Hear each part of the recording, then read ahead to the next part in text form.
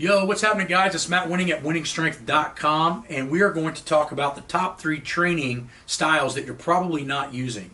Now, this is going to hit on a lot of different things that you guys may or may not be using, but in reality, you should be using them probably more often. So let's get to it. Lately, I've been living like I can't take a loss. They ain't wanna help me, that's what made me a boss. You can't kill my confidence, I think I'm the man. We don't give a f, that's what they don't understand. Back again like flu season, I broke records while loose leafing. I'm coming down my roof, leaving, don't give a f, I don't care. Did the by my lonesome, no wonder now I'm on one. No shortcuts on that long run, all I really want is my share. In training, there are all kinds of different methods, styles, and systems that we can utilize to get better. The problem is which one's good for us? Well, that's kind of why we've created online coaching and Patreon, is to answer some of these questions because they get pretty intensive.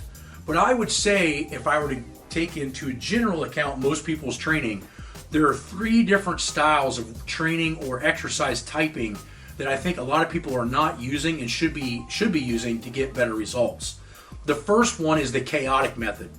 The chaotic method is usually utilized by utilizing either a bamboo bar, PVC pipe, or even a straight bar if you can lift heavy enough, and hanging either plates or kettlebells from the bar with bands.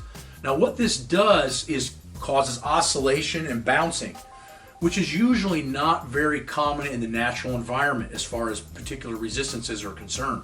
Most things like to fall in a straight line from gravity. But when you hook something onto a band, you have oscillation and bouncing. Now, the stabilizer muscles have to work in overtime. I find that the chaotic method not only works great for pressing, but also for lower body exercises such as squatting, good mornings, and other types of variabilities that we use, especially with tactical divisions, in order for them to learn how to stabilize in awkward environments. But this is also super important for sports and powerlifting training in general, because you're creating a new environment, therefore the potential to create new gains is higher. But I love the chaotic method. We probably utilize it anywhere from every 6 to 10 weeks in our training in some way, shape, or form. So make sure that you're utilizing chaotic method. If you need more information on that, go check out our manuals where we put them in certain mesocycles. The next big thing I think that's a training style that most people are not using, I feel training has went 20 years backward from people not understanding or to utilizing it correctly, is the dynamic method. The dynamic method is developing rate of force. This means we're using sub-maximal weights somewhere in the range between 30 and 50%, in my personal opinion, on being super explosive. Now, why is explosive important? Well, it's neurological. So in the dynamic method, you're not going to see a ton of progress in hypertrophy, but what you are going to see progress in is both internal and external motor coordination and rate of force development. Why is this important? If you try to move a heavy weight slow, your limitation is going to be a certain weight. For instance, if I get my squat up to say 700 pounds, but I'm ignoring speed work, not having speed may not allow me to get to 800 or 900 pounds. Sometimes being stronger isn't a limit of strength in and of itself. It can be a limit in rate of force. You need to get stronger quicker. And the reason is because if you can explode a weight, you can actually beat it with inertia. This means that if you look at guys like Maddox's bench, when he gets the press command to come up, it's boom, super fast. You look at old videos of Chuck Vogelpill squatting. He goes down into the squat, boom, he comes up as fast as he can. Why? He's beating the weight with speed.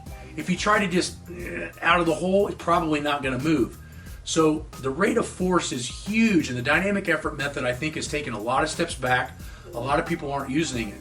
But at the end of the day, it's all about creating force. You have 2 different sides of the force equation. You have mass and acceleration. Most people focus on the weight on the bar and not the acceleration of the bar. The next big step that we have in this particular situation, and I think has been a huge problem in training that I don't see a lot of, is single side or isolateral training. So isolateral training allows you to be able to correct both left and right side imbalances. There's a lot of paperwork showing that most people have a huge imbalance from left to right side. Well, I'm here to tell you, as a professional coach, you're only as strong as your weakest side. So what does this mean? This means that emphasizing training left and right side individually will not only allot you better gains, but reduction in mileage on the skeletal muscular system, both at the hips, the knees, and the back, especially in the shoulder and the upper body. The point is that a lot of your warm-ups and accessories need to be done in an isolateral fashion to make sure that you isolate the weakest link and fix the problem if it's a left or right imbalance, which 95% of you watching this have that imbalance. So I hope this helps you guys out. Make sure that you're thinking about utilizing some chaotic methods, some dynamic methods, and isolateral movements in your training.